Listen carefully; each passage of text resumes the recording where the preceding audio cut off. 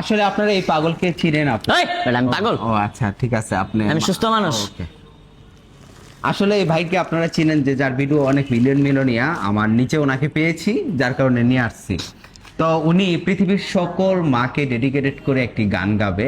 হয়তোবা আমরা সাধারণ মানুষ মায়ের অনুভূতিটা বুঝলেও কিন্তু কিছু মানুষ সেই অনুভূতির দাম দেয় না। এই পাগলটা নাকি মায়ের জন্য আর কি একদম ভালোবাসায় সে দিশাহারা হয়ে গেছে। আপনি মাকে উদ্দেশ্য করে একটা গান গান।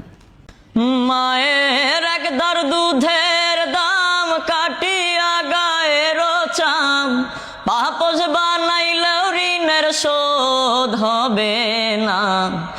এমন দরদি ভাবে কেউ হবে না আমার মা গো, এমন দরদি ভাবে কেউ হবে না আমার মা গো।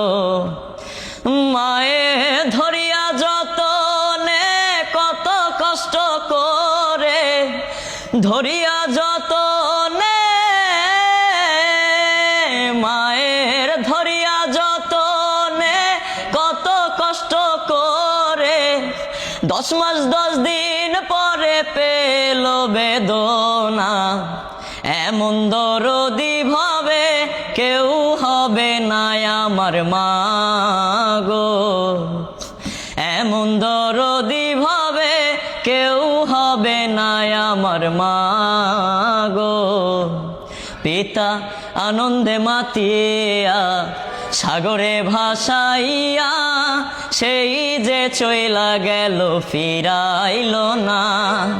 পিতা আনন্দে মাতিয়া সাগরে ভাসাইয়া, সেই যে চইলা গেল ফিরাইল না।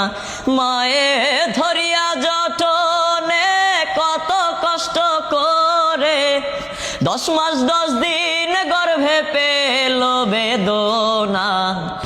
এমন দরদি ভাবে কেউ হবে না আমার মা গো। মাশাআল্লাহ। আসলে কি বলবো, তার গান শুনে আমিও মানে এতটা আবেগপূর্ণ হয়ে গেছি। 1000 বছর বেঁচে থাকুক আমাদের মায়েরা।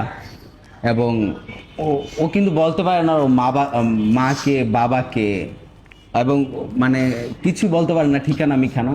তো আমি সবার কাছে অনুরোধ করব, ওনার পরিচয়টা খুঁজে দেন, না হলে আর কি পাগল ছেলেটা কিন্তু রাস্তায় থাকে, রাস্তায় ইয়ে করে।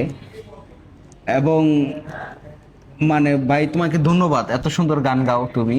একবার চেষ্টা করো, বা তোমার গ্রামের নাম কি বা ইয়ের নাম কি? আমার গ্রামের বাড়ি লক্ষ্মীপুর। লক্ষ্মীপুর। কিন্তু মায়ের নাম বলতে পারে না, বাবার নাম বলতে পারে না। ও মায়ের নামও বলতে পারে না, বাবার নামও বলতে পারে না।